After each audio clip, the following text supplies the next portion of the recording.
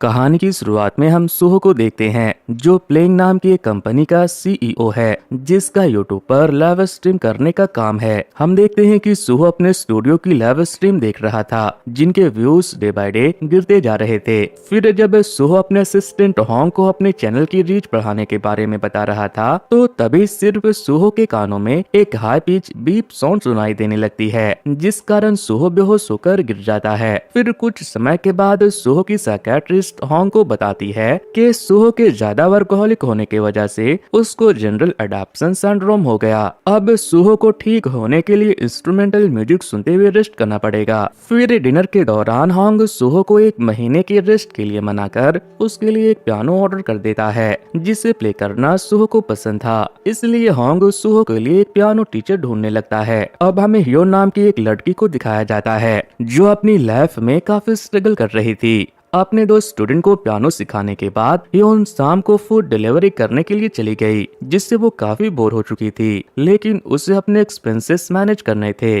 अब next delivery उसे एक म्यूजिक स्कूल की मिली जहां उसकी कस्टमर असल में उसकी स्कूल फ्रेंड डयोंग होती है। उनकी बातों से हमें समझ आता है कि ह्योन पहले काफी अच्छी पियानिस्ट थी लेकिन उसे ये काम अब किसी वजह से छोड़ना पड़ा। डयोंग के जाने के बाद ह्योन वहाँ खड़ी खड़ी कुछ सोचने लगती है। फिर कुछ घंटों के बाद ह्योन जॉब के बाद घर पहुंचती है जहां उसके एक फ्रेंड जिन क्योंग उसका इंतजार कर रही थी। डिनर के टाइम इनकी बातों से हम समझ रहे थे कि ह्योन का एक रेस्टोरेंट खोलने का सपना है जहां वो अपने पियानो की क्लासेस भी चलाएगी, लेकिन उसके लिए उसे मिनिमम 50 मिलियन वॉन की रिक्वायरमेंट थी। अब रात के वक्त ह्योन को उसके स्टूडेंट का मैसेज आता है जिन्हें नए ट्यूटर मिल गई थी जिस वजह से उसकी एक इनकम बंद हो गई। अब ह्योन काफी उदास होकर अपने पास पड़े प्राइज को देखकर सो गई जिन्हें उसने पियानो कंपटीशन में जीता था।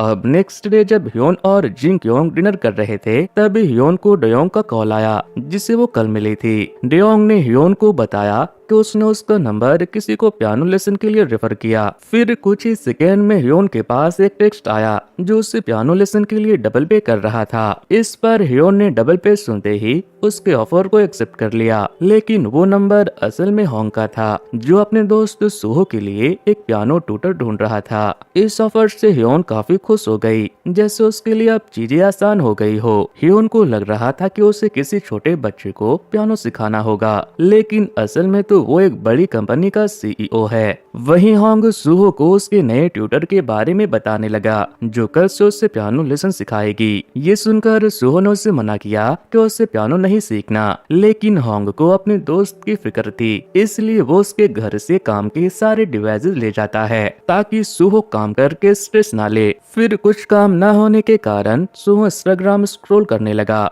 जहां उसे एक कस्टमर का म्यूजिक कंटेंट अपने यूट्यूब चैनल के लिए काफी पसंद आया, इसलिए सुहो ने उसके साथ कोलैब करने के लिए डीएम किया और उसके रिप्लाई का वेट करते हुए सो गया। अब नेक्स्ट मॉर्निंग सुहो के घर पियानो की डिलीवरी आती है। वहीं दूसरी तरफ ह्योन रेडी होकर अपने नए स्टूडेंट को पियानो सिखाने के लिए निकल पड़ी। फिर जब ह्योन दिए गए एड्रेस पर पहुंची तो बाथरूम में नहा रहे सुहो ने उसे घर में आकर बैठने को कहा। ह्योन को सुहो का घर काफी अच्छा लगा जहाँ घूमते हुए वो अंदर आकर बैठ गई। बोर होने पर वो नए पियानो पर एक म्यूजिक प्ले करने लगी। तब तक सुहो भी नहाकर आ गया था।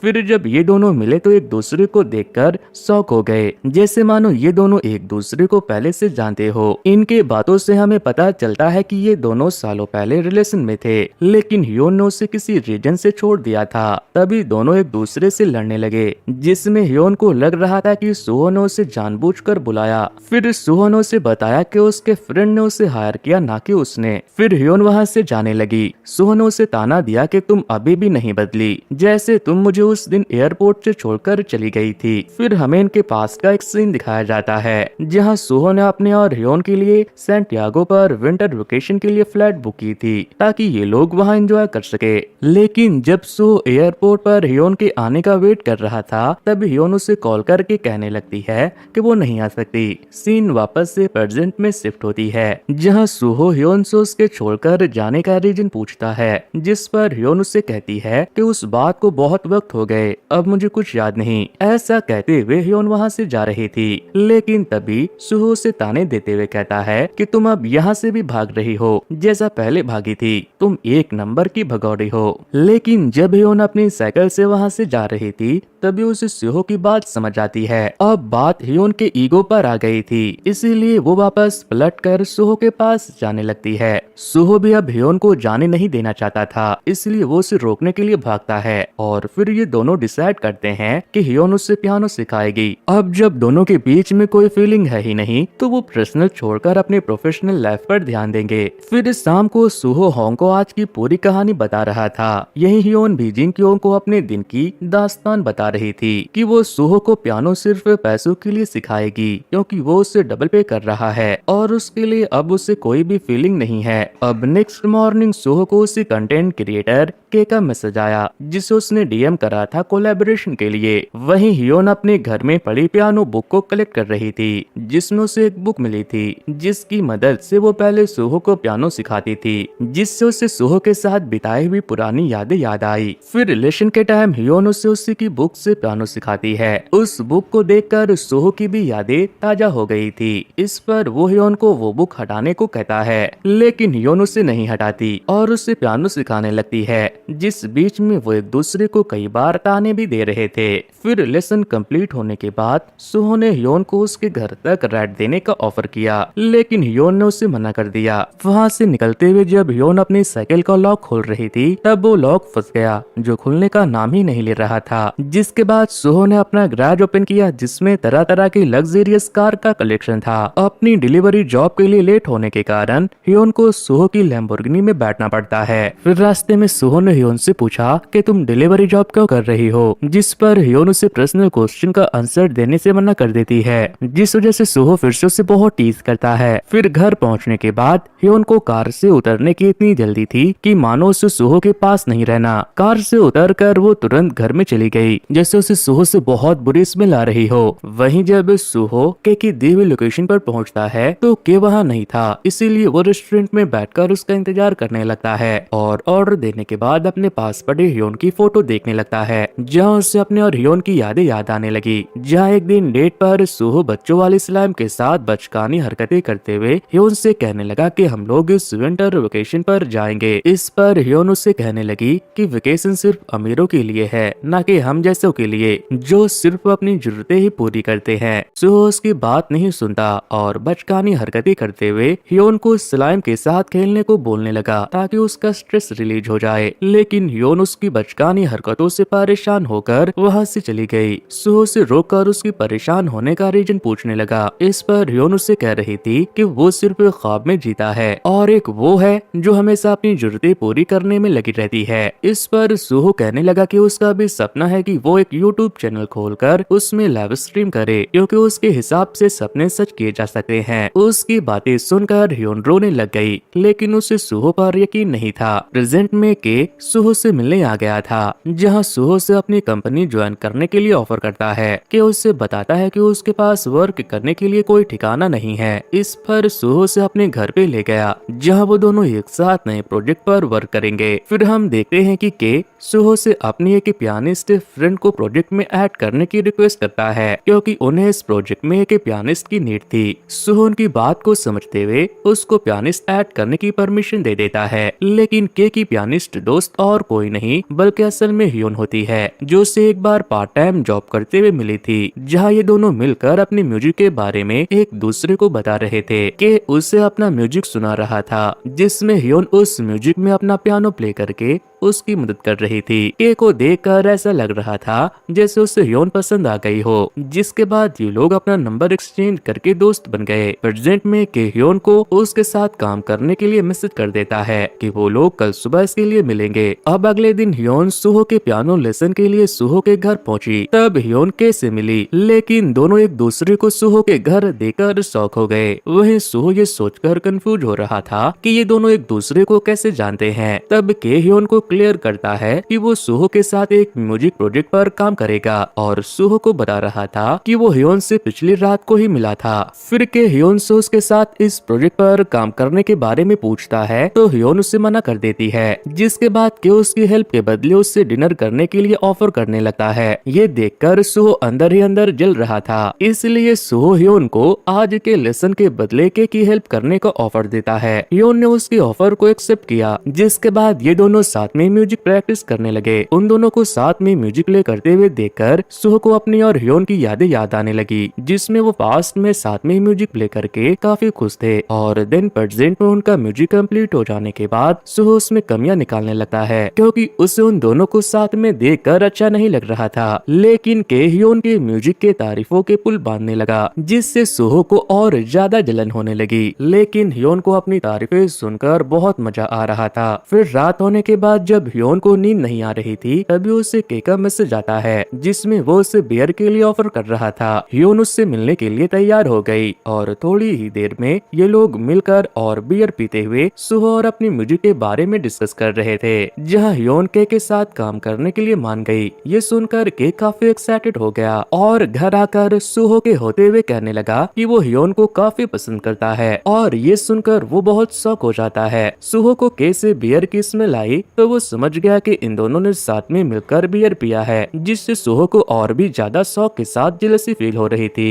फिर रात को जब सुहो सो रहा था तो वो रोने लगा, क्योंकि उसे के और ह्योन को साथ में काम करता देख अच्छा नहीं लग रहा था, जिससे उसे फिर से स्ट्रेस होने लगा और उसके कानों में फिर से हाई पिच बीप साउंड सुनाई देने लगी, जिससे वो बहुत तड़पता है। ऐसा इसलिए हुआ क्योंकि सुहो अब काफी ज्यादा स्ट्रेस लेने लगा था। अब नेक्स्ट डे सुहो उन दोनों से डिस्कस करने लगा कि अगले एक वीक तक जब तक उनका प्रोजेक्ट कंप्लीट नहीं हो जाता तब तक ह्योन यहीं पर रहकर उनके साथ काम करेगी। ये दोनों उसकी बात को मान गए। फिर रात को जब ह्योन जिंकुंग से बात कर रही थी तो वो उससे पूछने लगी कि कहीं उसमें फिर से सुहो के लिए फीलिंग तो नहीं जाग रही, जिस पर ह्योन उसे साफ मना करते हुए कहती है कि उसे तो के का म्यूजिक काफी अच्छा लगता है। उसकी बातों से हमें समझ आ रहा था कि उसे भी अब के पसंद आने लगा था। अब नेक्स्ट डे ह्योन अपना सामान लेकर सुहो के घर पहुंच गई। फिर जब के उसकी सामान रखने में मदद कर रहा था तो सुहो से हटाकर खुद ह्योन का सामान उसके रूम में रखने लगा, ये कहते हुए कि वो उसकी गेस्ट है। फिर ये लोग अपने लंच के लिए शॉपिंग पर निकल पड़े, जहाँ के और ह्योन तो आपस में बात कर रहे थे, लेकिन सुहो खाने का सामान भर रहा था और उन दोनों को इतना चिपकते हुए देखकर उसे बहुत जेलसी फील हो रही थी। अब घर जाकर ह्योन सबके लिए खाना बनाकर लाई, लेकिन खाना खाते हुए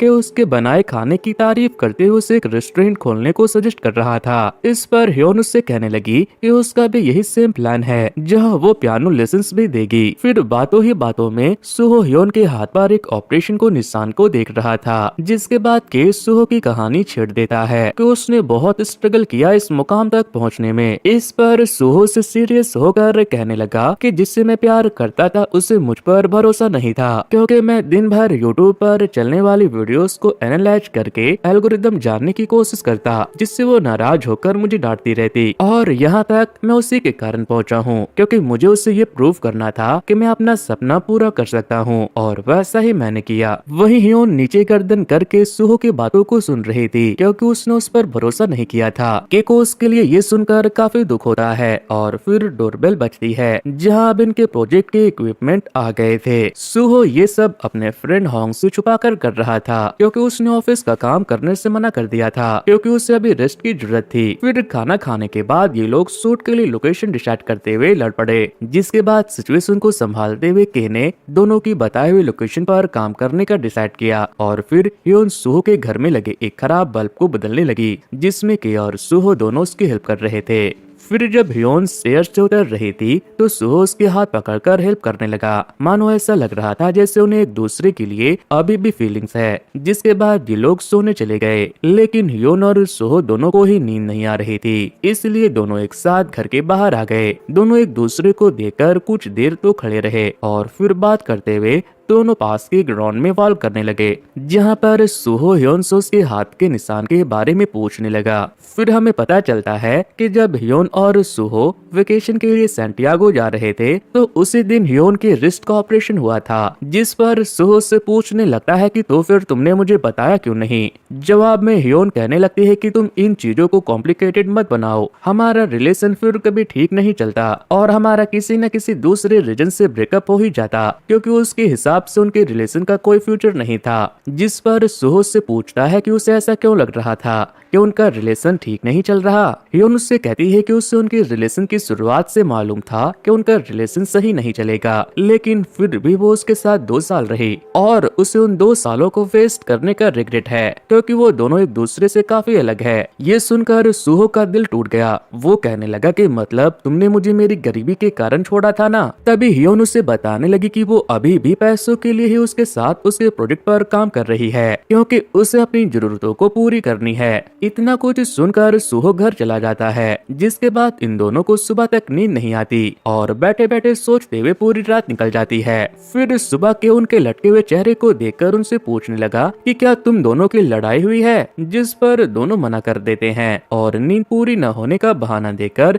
उस बात को टाल देते हैं। फिर जब ये लोग साथ में किसी काम से बाहर जा रहे थे तो तभी वहाँ पर होंग आ जाता है। सुहो उसे यहाँ देखकर घबरा गया और उससे तुरंत यहाँ से भगाने की कोशिश करने लगा, लेकिन होंग घर में घुस कर के और ह्योन को देखकर शॉक हो जाता है और फिर सुहो को एक रूम में ले जाकर उससे लड़ते हुए उसे ताने देने लगता है, क्योंकि डॉक्टर और उसके मना करने के बाद भी वो काम कर रहा था। लेकिन सुहो उसे समझाता है और आखिर में होंग इस प्रोजेक्ट के लिए मान जाता है। फिर जब होंग के और ह्योन से मिलता है तो वो उन्हें बातों ही बातों में सुहो के हेल्थ इश्यूज के बारे में बता देता है। तभी सुहो होंग को अकेला छोड़कर उन दोनों को लेकर घर से निकल जाता है ताकि होंग उसकी रात किसी को न बताए। लेकिन ह्योन को थोड़ा शक होने लगा था कि सुहो से कुछ तो छुपा रहा है। फिर कुछ देर बाद जब ये लोग एक म्यूजिक शॉप पे पहुंचते हैं, ह्योन और सुहो अपने फेवरेट म्यूजिक ढूंढ रहे थे, वहीं के अपनी पसंदीदा एल्बम परचेस कर रहा था। फिर जब ये लोग वहां से जा रहे थे तभी सुहो के कानों में वही हाई पिच वाली बीप आवाजें आने लगती है, जिससे उसकी तबीयत फिर से खराब होने लगती है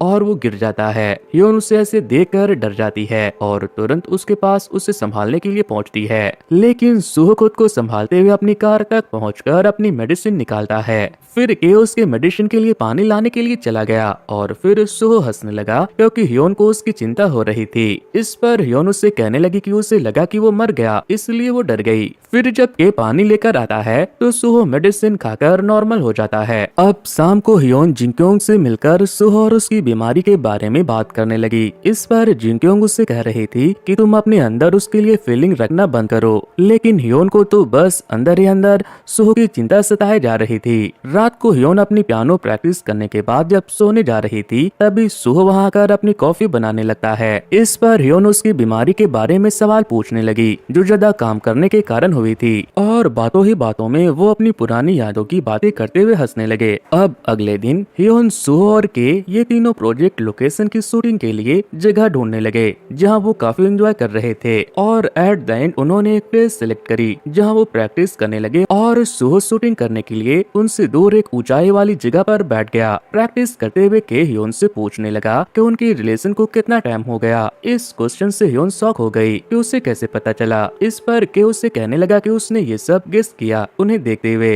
ह्योन उसके क्वेश्चन का जवाब देते हुए कहने लगी कि अब उनके बीच कोई भी रिलेशन नहीं रहा। ये सुनते ही के मन में थोड़ा रिलीफ होता है, लेकिन ह्योन की नजरों से वो समझ गया था कि सुहो के लिए उसके मन में अभी भी फीलिंग है। अब इन लोगों की प्रोजेक्ट खत्म हो चुकी थी तो अब के और ह्योन का सुहो के घर पे रुकने का कोई मतलब नहीं बनता था, इसलिए के अपना सामान पहले से लेकर आया था जो उसने रास्ते में कहीं उतरवा दिया था। वहीं घर पहुंचकर ह्योन भी अपनी पैकेजिंग करके जिंक्योंग के पास जाने लगी। तभी होंग का सुहो के पास कॉल आया जो उससे मिलने के लिए बुला रहा था। सुहो से ह्योन की फ्रेंड जिंक्योंग के बार का एड्रेस देकर उसे वहीं आने का बोलकर ह्योन के साथ वहां पहुंच गया, लेकिन सुहो को वहां बार में ह्योन के साथ देखकर जिंक्योंग चौंक गई, लेकिन वो अपने कस्टमर के भीड़ को संभालने में लगी थी, जिसमें ह्योन और सुहो भी उसकी हेल्प करने लगे। तभी वहां पर होंग भी आ गया, जिसके आते ही सुहो ने उसे अपनी एप्रॉन पहना दी और उनके कस्टमर को संभालने को कहा। पहले तो होंग उसे मना कर रहा था, लेकिन एट द एंड वो जिंक्योंग को देखकर उस पर फिदा हो जाता है और खुद ब खुद उनकी हेल्प करने लगता है।